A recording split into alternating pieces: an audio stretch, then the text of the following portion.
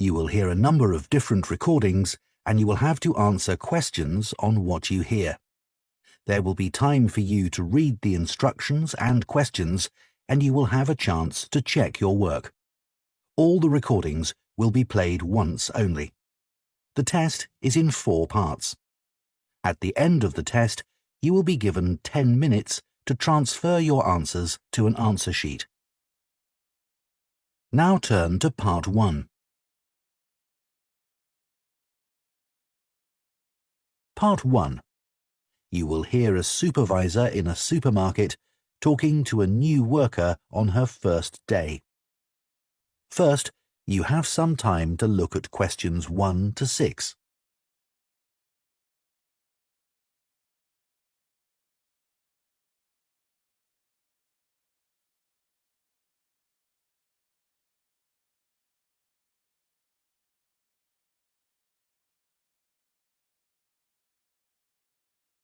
Now listen carefully and answer questions 1 to 6.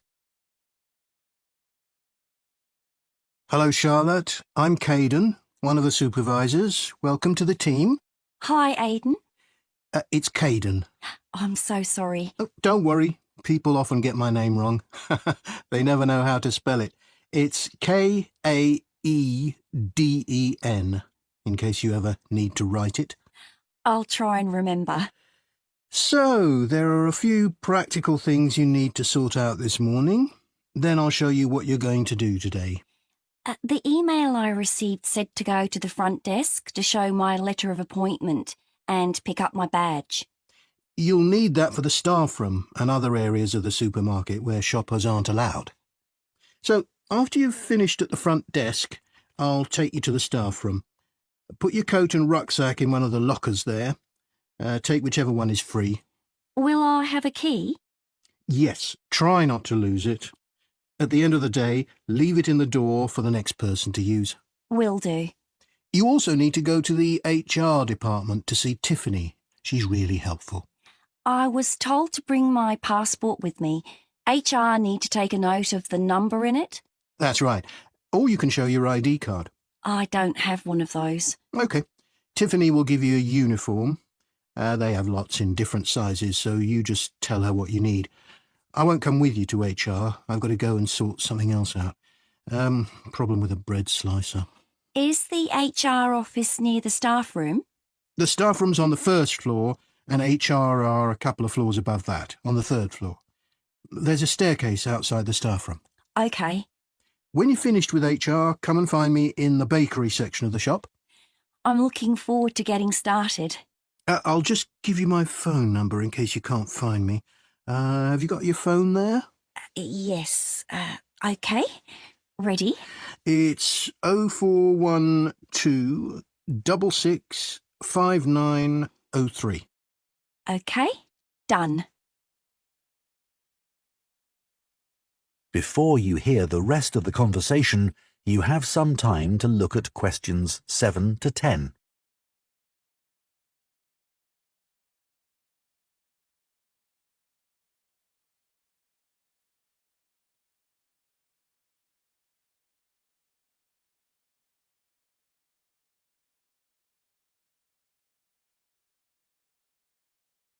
Now listen and answer questions 7 to 10. So, Charlotte, your tasks today are in the bakery section, on the sushi counter, and on the meat and fish counters. The first job is to check sell-by dates on the bread and cakes. If any of the dates are today's, put a new price label on the packaging. What if any of the labels are yesterday's dates or older? Do I throw those items away? Yes, but that shouldn't happen. We check the stock every day. When something needs a new price label, put a yellow one on the package, next to the original price. OK. After that, you'll go to the sushi takeaway counter. Will I be preparing boxes of food? For today, you'll just be helping the staff. Yes, of course. You'll see lots of flat cardboard boxes at one end of the counter. Beneath those is where we keep the plastic boxes. We run out of those really quickly, so you should bring more from the storeroom. Is that my only task on the sushi counter? No, you also need to clean the area where they prepare the dishes. There are cloths and bottles of spray by the sink. Oh, and please make sure you clean that too. Sure, that's important, isn't it? Absolutely, but you mustn't wash up knives. You have to do some training before you're allowed to touch sharp objects. What should I do if there are any? Ask someone to put them in the dishwasher. OK, thanks. I don't want to get anything wrong. Don't worry, you'll be fine. And I'll be around to help. Right. Finally, the meat and fish counters. You need to clean the area where staff serve customers, including wiping the weighing scales. OK. Anything else? The fish is laid on ice, but when that starts to melt, you'll need to get more from the cold room. I know the staff on the food counters wear a hat. Will that be the same for me? You won't be serving customers directly, so no. But make sure you put on thermal gloves when you take anything out of the cold room. The temperature's low enough in there to get frostbite from touching things. Understood. That is the end of Part 1. You now have 1 minute to check your answers to Part 1.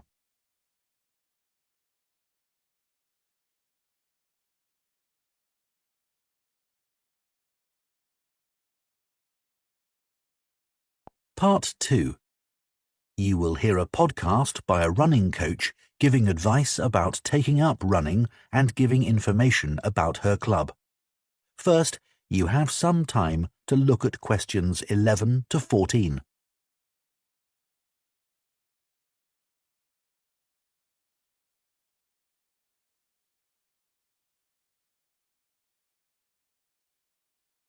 Now listen carefully and answer questions 11 to 14.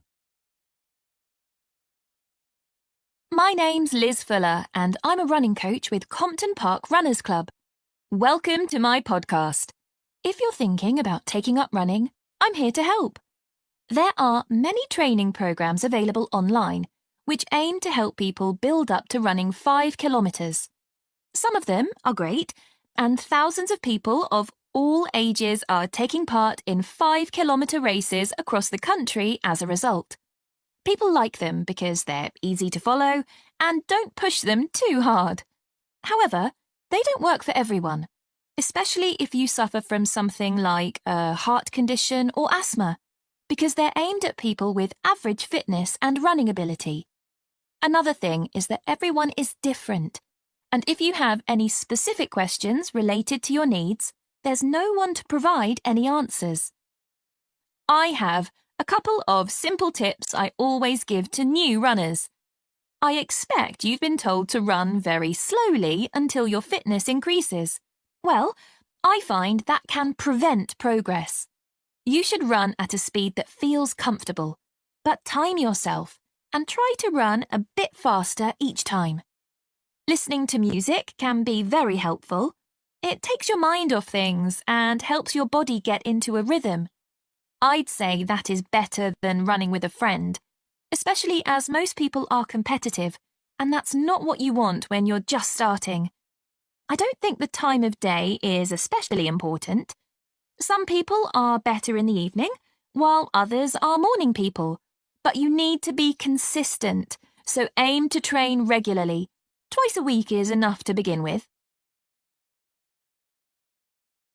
Before you hear the rest of the podcast, you have some time to look at questions 15 to 20.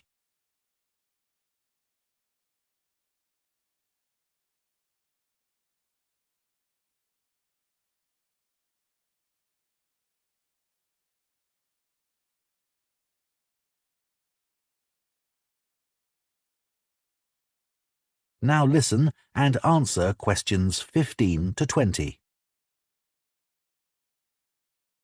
New members often say to me that they've been put off running either because they lack confidence, or they don't have time, or they think they dislike running.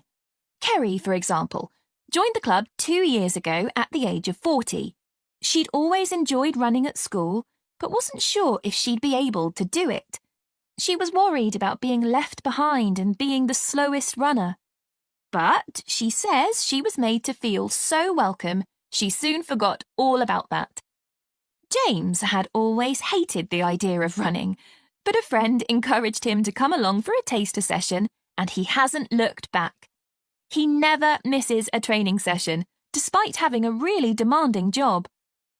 Leo was worried about having to commit himself to training sessions every week and wasn't sure he'd be able to fit training into his busy schedule. But after experiencing a lot of stress at work, he came along to us and gave it a go. Now he says he feels much more relaxed and he looks forward to his weekly run. Mark is quite typical of our new members. He's never considered himself to be a sporty person, and it was only when he retired that he decided to take up the challenge of trying to run 5 kilometres. It took him months to find the courage to contact us, but felt reassured immediately, as there were other people his age who were only just taking up running for the first time. My own journey hasn't been easy. I did my first marathon when I was 37, after having had 2 kids. My husband had been running marathons for years, but I never dreamed I'd be doing one with him. I managed to complete it in 4 hours, but I felt like giving up halfway through. It was only the support of the spectators that kept me going. I do think signing up for a race of whatever length is motivating, whether it's 5k or 25k, because it's good to have something to work towards, and it gives you a sense of achievement. I did my first 10k after only 6 months, which was certainly very challenging and not something I'd necessarily recommend. But after you've been training for a few weeks, it's worth putting your name down for a 5k.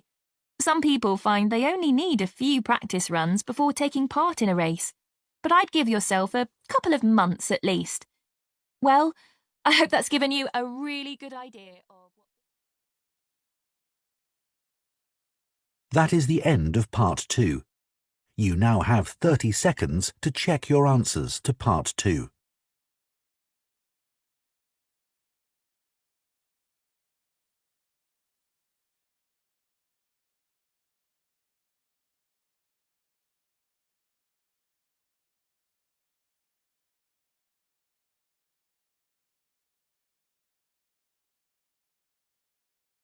Part 3. You will hear 2 students called Jane and Kieran talking about books. First, you have some time to look at questions 21 to 25.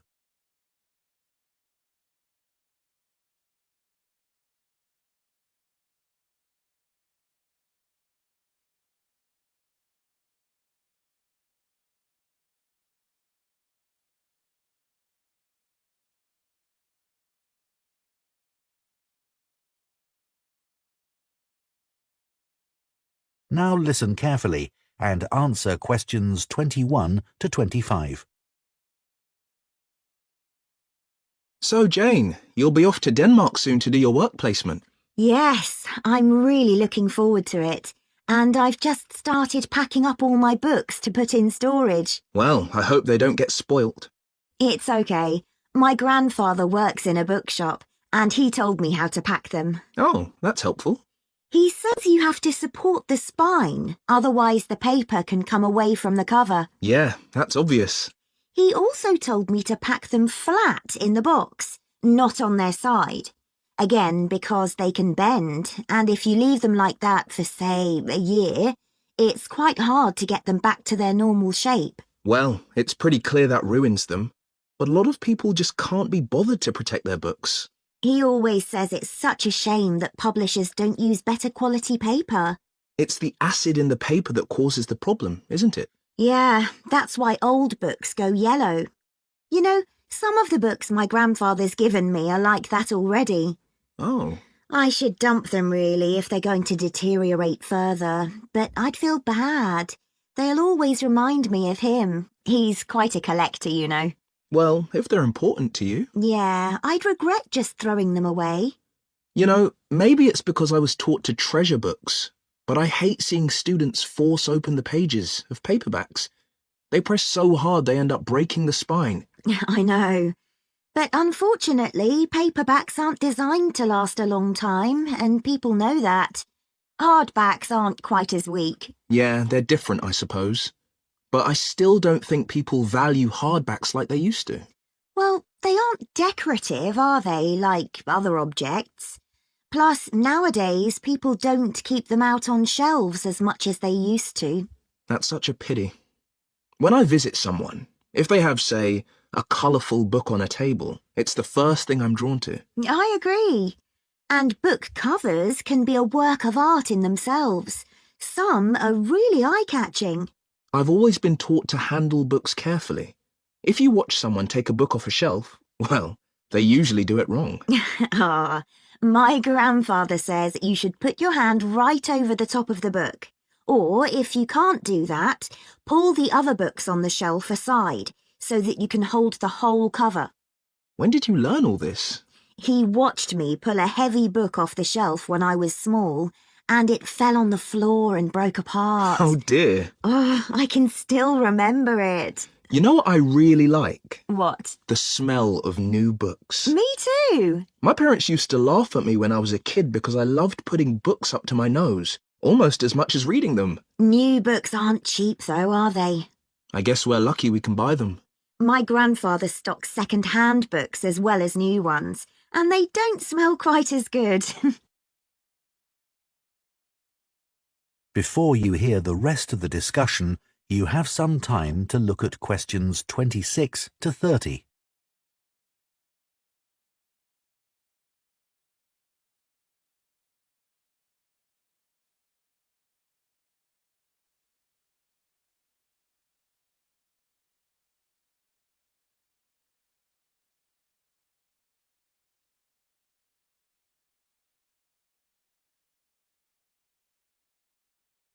Now listen and answer questions 26 to 30. I'd love to have a bookshop like your grandfather. What's it like? Well, it's quite big. It's got 2 floors and an attic, and he stocks all kinds of books, really. I guess he treasures things like first editions and other rare books. Yeah, you might think he'd keep those in the attic or somewhere. So they'd be hidden. Yeah, but he likes people to know that he has them. So he puts them out in the shop, but makes sure you need a ladder to get them. Right, that would prevent any thefts. Uh-huh. Does he stock books for children? He does. He particularly likes to encourage kids to read. He always says that he used to sit under the stairs as a child with a pile of books and read them all. Is that where he keeps them then? Not exactly. He's got a dedicated area on the ground floor with cushions, so that parents can enter with their toddlers, go there and spend some time reading to them. Oh, cool. And then there's a place for pushchairs by the front door. And a cafe if anyone needs refreshments. That's good to know. As I said, it's a big shop. And there's a storage area out the back as well. Oh, what does he keep there? Books he wants to throw away? He hardly ever throws anything away. He just leaves unwanted books by the front door for customers to take. Well, that's very nice. Yeah. And books people or institutions have requested, they all go at the far end. Oh. He thinks it's best to keep these out of the main shopping area as they're boxed and new. Did you get your course books from him? Naturally. He stocks books for a lot of the colleges. He used to keep these books on the first floor, but now there's a new university in my hometown. He's moved them downstairs to attract the students. They're actually part of the coffee shop, on low shelves all around it. Pretty central then. You'll have to take me there sometime. That is the end of part 3. You now have 30 seconds to check your answers to part 3.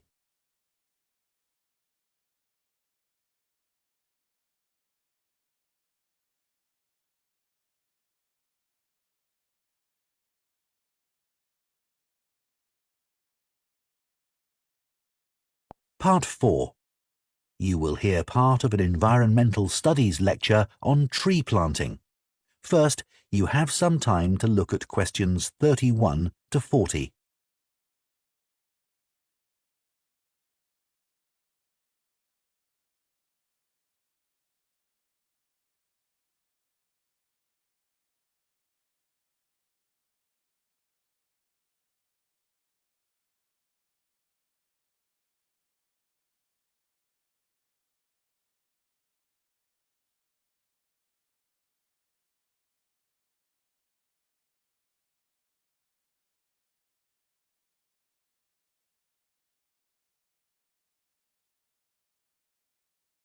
Now listen carefully and answer questions 31 to 40.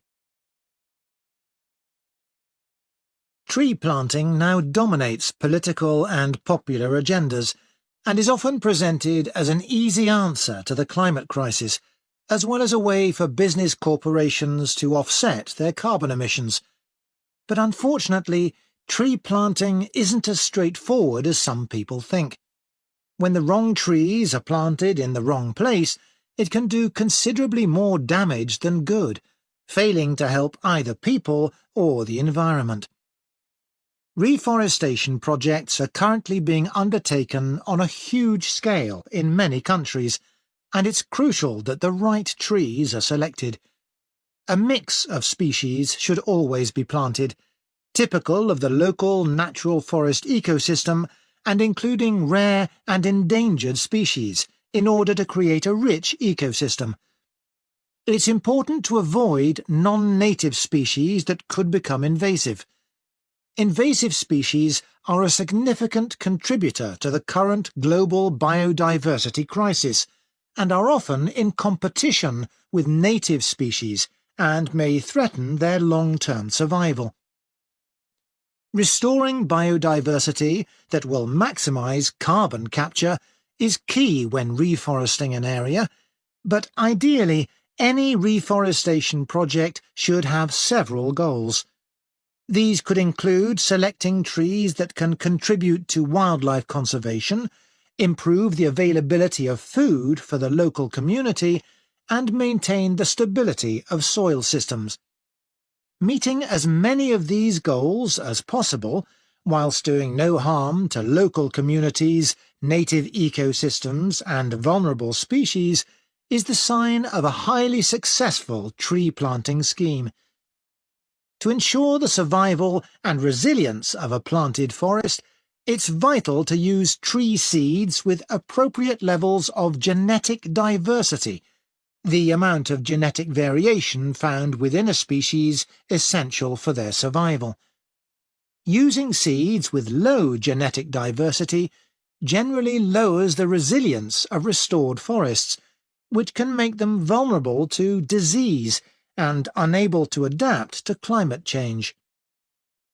Choosing the right location for reforestation projects is as important as choosing the right trees. Ultimately, the best area for planting trees would be informally forested areas that are in poor condition.